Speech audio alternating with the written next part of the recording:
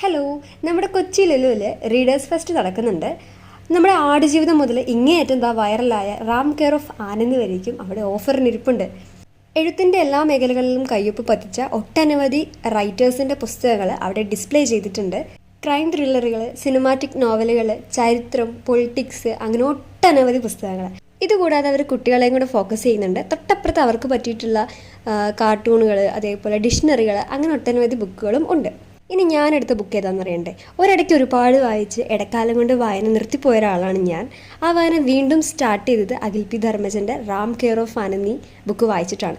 അതുകൊണ്ട് തന്നെ second option അടുത്ത ബുക്ക് ഞാൻ എടുക്കുന്ന സമയത്ത് അഖിൽ പി ധർമ്മജൻ സാറിൻ്റെ അടുത്തൊരു ബുക്കായ ഓജോ ബോർഡാണ് ഞാൻ ഇന്ന് ചൂസ് ചെയ്തിട്ടുള്ളത്. അപ്പോൾ ഞാനൊരു കാര്യം പറയട്ടെ, നിങ്ങൾ ആരെങ്കിലും റാം കെയർ ഓഫ് ആനന്ദി വായിക്കാത്തവരുണ്ടെങ്കിൽ വേഗം തന്നെ ലുലുവിലേക്ക് പൊക്കോ. അവിടെ ബൾക്ക് കണക്കിന് റാം കെയർ ഓഫ് ആനന്ദി ഇരിപ്പുണ്ട്. അപ്പോൾ വേഗം തന്നെ റീഡിങ് സ്റ്റാർട്ട് ചെയ്തോ. ടാറ്റാ.